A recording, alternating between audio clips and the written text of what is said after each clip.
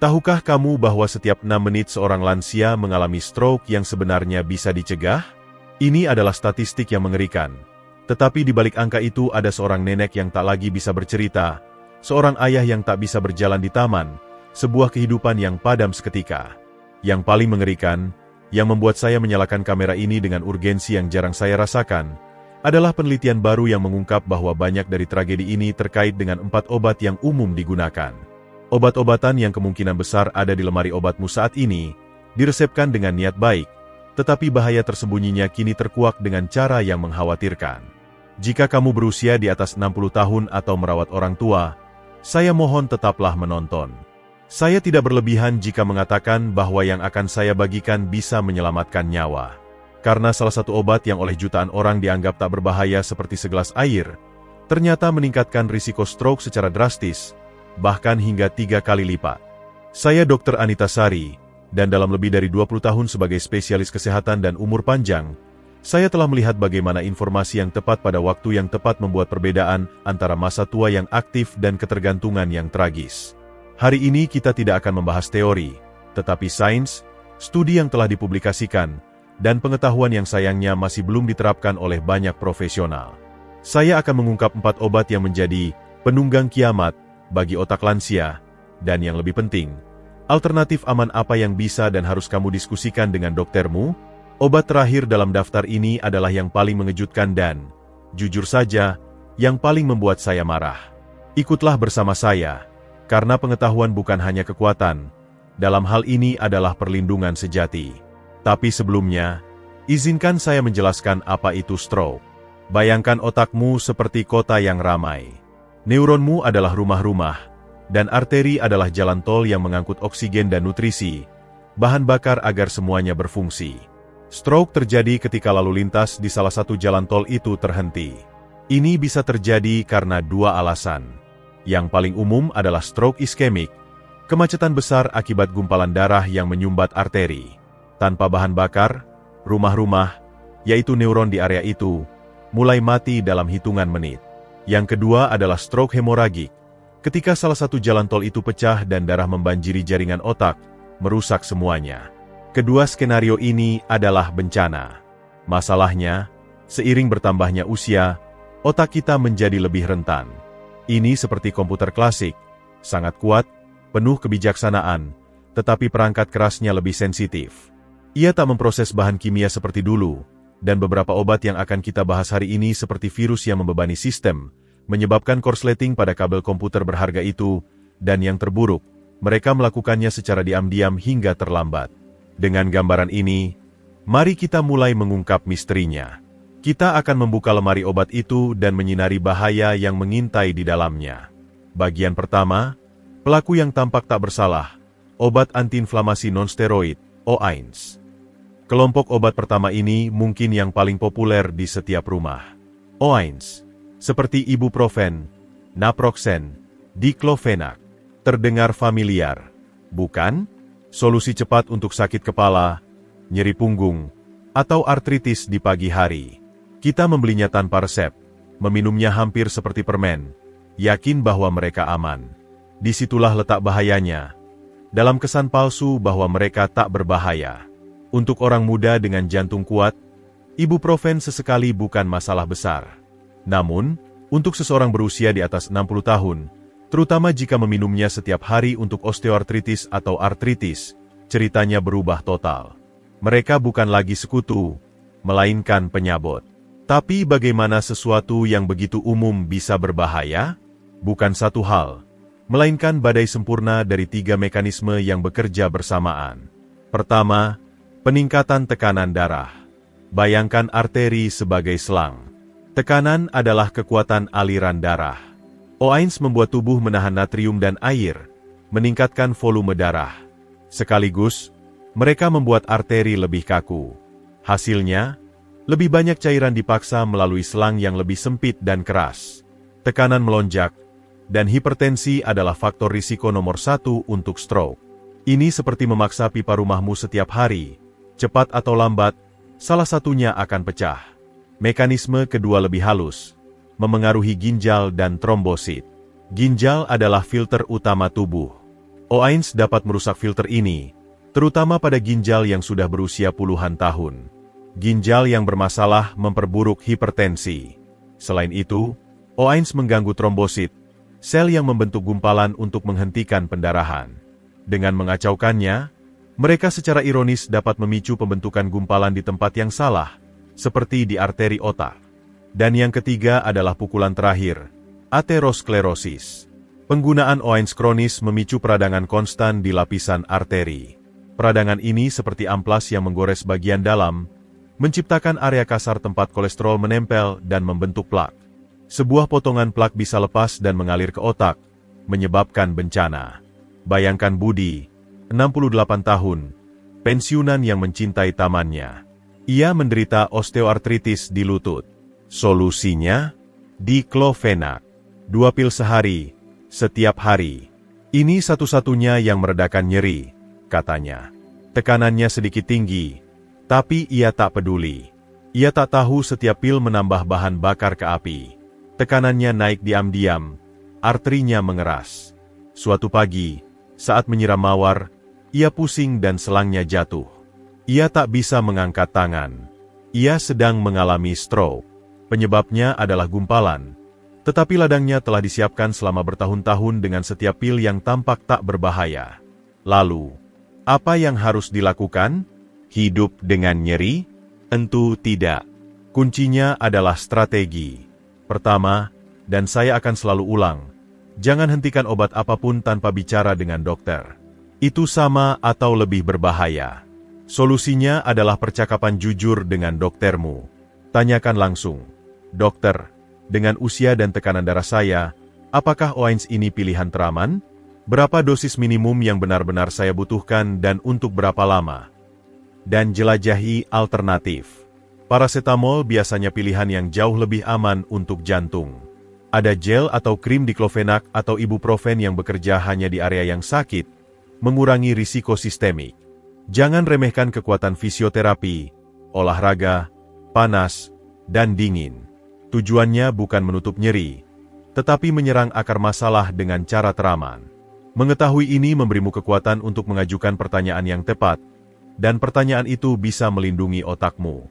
Bagian kedua, risiko diam-diam untuk masalah intim, antikolinergik. Mari ke kelompok kedua. Ini jarang dibahas terkait stroke, makanya sangat berbahaya. Mereka menangani masalah umum yang memalukan untuk dibicarakan. Kandung kemih hiperaktif atau inkontinensia. Bagi jutaan orang, takut bocor membatasi hidup mereka. Solusinya biasanya pil, obat antikolinergik. Nama seperti oksibutinin, tolterodin, atau solifenacin umum. Mereka menjanjikan kontrol dan berhasil. Tapi sedikit yang menjelaskan hubungan langsung mereka dengan kesehatan otak. Untuk memahaminya, mari bicara tentang asetilkolin. Ini adalah utusan utama sistem sarafmu. Penting untuk otot, termasuk kandung kemih, tetapi juga krusial untuk memori, pembelajaran, dan fungsi kognitif. Ini adalah minyak yang melumasi roda pikiran. Antikolinergik memblokir utusan ini. Di kandung kemih, ini mengendurkan otot. Masalah selesai? Karena obat ini bukan rudal terarah, melainkan bom klaster, masuk ke darah dan menyebar ke seluruh tubuh, termasuk otak, dan memblokir asetilkolin di sana. Efek pertama yang dikenal adalah penurunan kognitif. Penggunaan terus-menerus dikaitkan dengan risiko demensia yang lebih tinggi. Pasien mengeluh tentang kebingungan, kabut mental, memori buruk, mengantuk. Mereka mengira itu karena usia, tanpa curiga bahwa pil untuk kandung kemih sedang mematikan lampu otak mereka. Tapi bahayanya lebih jauh. Hubungan dengan stroke itu menyeramkan. Asetilkolin juga membantu mengatur aliran darah ke otak. Dengan memblokirnya, obat ini bisa mencegah arteri otak melebar saat membutuhkan lebih banyak oksigen. Ini bisa menciptakan zona aliran rendah, menyiapkan panggung untuk stroke. Selain itu, efek seperti pusing saat berdiri atau sedasi bisa mengacaukan sistem kardiovaskular yang sudah rapuh. Ini seperti meminta pengatur lalu lintas udara otakmu bekerja dengan separuh staf dan radio yang rusak. Bencana hanya soal waktu. Cerita tentang Siti, 75 tahun, janda yang sangat aktif. Ia mulai dengan kandung kemih hiperaktif. Takut kecelakaan membuatnya terkungkung di rumah. Dokternya meresepkan oksibutinin. Awalnya, keajaiban. Tapi berbulan-bulan kemudian, anak-anaknya notis dia lebih pelupa. Suatu hari, saat bangun dari sofa, ia merasa pusing hebat dan ambruk. Ia mengalami TIA, serangan iskemik transien, peringatan bahwa stroke besar akan datang. Saat dokter memeriksa obatnya, hubungannya jelas. Obat yang mengembalikan kehidupan sosialnya mengancam nyawanya. Kisah Siti adalah panggilan untuk bertindak. Jika kamu mengonsumsi obat untuk inkontinensia, bertindaklah. Jangan hentikan mendadak. Periksa apakah obatmu antikolinergik. Jika ya, hubungi dokter. Pertanyaan kuncinya, dokter, saya khawatir tentang efek obat ini pada otak saya. Ada alternatif yang lebih modern dan aman, seperti agonis beta-3 seperti mirabegron, yang bekerja melalui jalur berbeda tanpa mengganggu asetilkolin, dengan profil risiko yang jauh lebih baik. Jangan lupakan terapi non-farmakologis. Latihan kegel untuk dasar panggul sangat membantu. Melatih ulang kandung kemih dengan jadwal tetap juga efektif. Kadang, hanya dengan mengurangi kafein, alkohol, atau soda, perubahan besar terlihat. Inkontinensia perlu solusi, tapi bukan yang membahayakan otakmu. Kamu berhak meminta opsi lebih aman. Kita telah membongkar 2 pelaku. Jika informasi ini membuka matamu pada risiko yang tak kamu ketahui, saya minta sesuatu yang sederhana tapi kuat, tekan tombol suka. Setiap suka memberitahu platform bahwa ini konten penting yang perlu dilihat lebih banyak orang. Dukunganmu memberi kami kekuatan untuk terus meneliti. Jika belum, berlangganan dan aktifkan notifikasi, karena 2 obat tersisa bahkan lebih krusial, dan kamu tak ingin melewatkannya. Lanjutkan. Bagian ketiga, keajaiban antiinflamasi dengan sisi gelap, kortikosteroid sistemik. Kelompok ketiga sering dianggap sebagai penyelamat. Saya bicara tentang kortikosteroid sistemik seperti prednison atau dexamethasone. Jika kamu pernah mengalami reaksi alergi parah, krisis asma, atau hidup dengan penyakit autoimun, kamu tahu kekuatan ajaibnya. Dalam hitungan jam, mereka menenangkan peradangan tak terkendali dan mengembalikan hidupmu.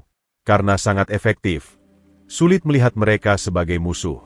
Tapi kekuatan ini ada harganya, terutama dengan penggunaan jangka panjang. Menggunakan kortikosteroid oral secara kronis seperti membuat perjanjian dengan setan.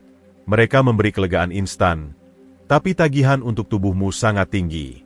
Salah satu dampak terburuk adalah risiko stroke yang melonjak. Masalahnya, kortikosteroid menyerang dari banyak sisi, melemahkan pertahananmu. Saya menyebutnya ancaman 3 serangkai kortikosteroid. Ancaman pertama, hipertensi. Mereka membuat tubuh menahan natrium dan kehilangan kalium, menyebabkan retensi cairan, meningkatkan volume darah yang dipompa jantung. Ini mekanisme sama seperti OAINS, tapi sering jauh lebih kuat. Tekanan darah melonjak. Ancaman kedua, hiperglikemia. Mereka meningkatkan gula darah, mengganggu insulin, bisa menyebabkan diabetes steroid. Tiba-tiba, tubuhmu menjadi diabetik, dan gula tinggi itu toksik untuk lapisan pembuluh darah. Ini seperti membanjiri arterimu dengan sirup setiap hari, membuatnya kaku, rapuh, dan rentan peradangan. Ancaman ketiga, kombinasi mematikan. Mereka mengacaukan kolesterol, meningkatkan LDL, dan bisa membuat darah lebih kental, lebih mudah membeku. Panggung bencana sudah sempurna. Arteri rusak akibat tekanan dan gula, ditambah darah yang siap membentuk sumbatan. Bayangkan Pak Hadi, 72 tahun, dengan POK parah. Selama bertahun-tahun, setiap krisis diatasi dengan siklus prednison. Itu menyelamatkan hidupnya, tapi tak ada yang memikirkan strategi keluar. Seiring waktu, ia mengalami hipertensi. Gula darahnya selalu di ambang batas. Mereka begitu fokus pada paru-parunya, hingga mengabaikan kerusakan sampingan. Suatu sore saat membaca, kata-kata mulai menari, dan satu sisi wajahnya mati rasa. Ia mengalami stroke. Prednison bukan satu-satunya penyebab, tapi itu akselerator yang menginjak gas menuju bencana. Apa yang harus dilakukan dengan obat yang sering tak tergantikan? Jawabannya bukan jangan minum, tapi gunakan dengan kecerdasan dan hati-hati ekstrim. Percakapan dengan dokter tentang ini harus sangat serius. Tujuannya selalu dosis terendah dalam waktu sesingkat mungkin. Tanyakan, dokter, apakah kita sudah mencoba semua alternatif untuk mengurangi ketergantungan pada kortikosteroid? Untuk asma atau POC, kortikosteroid inhalasi adalah kunci. Untuk artritis, ada obat lain yang bisa mengurangi prednison. Jika penggunaannya tak terhindarkan, rencananya harus memitigasi kerusakan, kontrol tekanan, gula, dan kolesterol secara ketat, diet rendah garam dan gula, serta olahraga rutin. Lihat penggunaan kortikosteroid bukan sebagai pengobatan tunggal, melainkan situasi yang membutuhkan rencana perlindungan menyeluruh untuk tubuh dan otakmu. Bagian keempat, obat paling berbahaya dan penyalahgunaannya, antipsikotik. Kita sampai pada yang terakhir, yang saya simpan karena ini yang paling berisiko dan disalahgunakan dalam perawatan lansia. Saya bicara tentang antipsikotik seperti risperidon, olanzapin, atau ketiapin, diciptakan untuk gangguan psikiatri berat seperti skizofrenia. Di sana, mereka menyelamatkan nyawa. Namun, praktik mengkhawatirkan telah menyebar. Penggunaan di luar indikasi untuk mengatasi gejala perilaku pada demensia. Bayangkan seseorang dengan Alzheimer lanjut. Mereka bisa gelisah, agresif, cemas, perilaku yang sangat menyusahkan bagi mereka dan sulit bagi pengasuh. Dalam sistem kesehatan yang kewalahan, solusi mudah adalah meresepkan antipsikotik untuk menenangkan pasien. Tapi ini seperti bermain roulette Rusia kimiawi. Badan pengatur terkemuka dunia, seperti BPOM, telah mengeluarkan peringatan tertinggi, peringatan kotak hitam, tentang penggunaannya pada lansia dengan demensia. Alasannya, mereka hampir menggandakan risiko kematian, terutama akibat stroke. Risiko stroke spesifik bisa meningkat hingga 3 kali lipat. Mekanisme kerusakannya dahsyat. Pertama, mereka menyebabkan hipotensi ortostatik, penurunan tekanan drastis saat berdiri, menyebabkan pusing dan jatuh, yang pada lansia bisa berarti patah pinggul dan akhir kemandirian. Tapi penurunan tekanan itu juga berarti otak sesaat tak cukup darah. Mengulanginya berulang kali bisa memicu stroke. Kedua, mereka bisa mengacaukan ritme jantung, menyebabkan aritmia yang membentuk gumpalan yang langsung menuju otak. Selain itu, mereka menyebabkan sindrom metabolik parah, kenaikan berat badan, gula, dan kolesterol. Dalam hitungan bulan, mereka bisa memicu diabetes galop. Ketiga, yang lebih baru, mereka bisa meningkatkan viskositas darah, membuatnya lebih kental dan lengket. Bayangkan Ibu Ratna, 80 tahun, dengan demensia. Ia semakin gelisah. Anaknya putus asa ke dokter, dan ia diberi risperidon dosis rendah. Ratna lebih tenang, tapi juga tidur hampir sepanjang hari. Tak ada yang menyadari tekanannya berfluktuasi berbahaya. Suatu sore, anaknya menemukannya di kursi dengan tatapan kosong dan mulut miring. Ia mengalami stroke masif. Pil yang seharusnya membantu menjadi algojonya. Ini percakapan tersulit tapi terpenting yang bisa dimiliki pengasuh. Jika orang yang kamu sayangi dengan demensia diresepkan antipsikotik, kamu harus menjadi pembelanya. Tanyakan dengan tegas, "Dokter, saya tahu tentang peringatan kotak hitam. Apakah kita sudah mencoba semua opsi non-farmakologis? Apa rencana untuk menghentikan obat ini secepat mungkin? Karena memang ada alternatif." Garis pertama untuk agitasi pada demensia seharusnya bukan obat, melainkan mencari tahu mengapa mereka gelisah. Seringkali itu kebutuhan yang tak terpenuhi, nyeri yang tak bisa diungkapkan, infeksi, ketakutan, atau kebosanan. Intervensi perilaku adalah kunci. Lingkungan tenang, musik yang mereka sukai, menyederhanakan tugas, memvalidasi perasaan mereka. Ini membutuhkan waktu dan kesabaran, jauh lebih banyak daripada menulis resep, tapi jauh lebih aman dan manusiawi. Penggunaan antipsikotik pada lansia dengan demensia seharusnya adalah pilihan terakhir.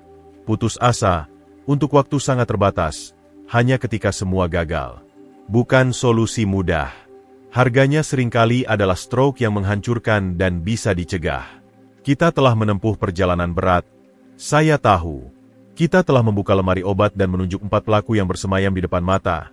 Oain seperti ibuprofen, yang bisa menghancurkan arteri, antikolinergik untuk inkontinensia yang mematikan lampu otak, kortikosteroid seperti prednison, yang menenangkan peradangan dengan harga mahal, dan antipsikotik, solusi cepat untuk demensia yang meningkatkan risiko 3 kali lipat. Pesan hari ini bukan untuk menakutimu, melainkan memberimu kendali. Kita telah menyerahkan kesehatan pada sistem yang kadang, karena tergesa, memilih pil mudah. Tapi kamu bukan pasien pasif. Kamu adalah direktur orkestra kesehatanmu. Pengetahuan yang kamu miliki sekarang adalah alat terkuat. Kemampuan untuk mengajukan pertanyaan yang tepat, berdialog dengan dokter, bukan monolog. Jangan pergi dengan kecemasan. Pergilah dengan rencana. Periksa obatmu, identifikasi jika ada yang masuk daftar ini, dan buat janji dengan dokter, bukan dengan takut, melainkan dengan keyakinan seseorang yang akan mengambil kendali. Satu hal terakhir, jika video ini bermanfaat, jangan simpan sendiri, bagikan. Kirim ke kakakmu yang merawat ibu, bagikan di grup temanmu. Setiap kali kamu membagikan, kamu bisa mencegah panggilan darurat, ranjang rumah sakit, atau hidup yang hancur. Gunakan kolom komentar, ceritakan pengalamanmu. Apakah kamu mengonsumsi obat ini? Membaca ceritamu memperkaya kita semua dan menciptakan komunitas dukungan yang vital. Terima kasih atas waktu dan perhatianmu. Jaga otakmu, itu satu-satunya yang kamu punya. Sampai jumpa lagi.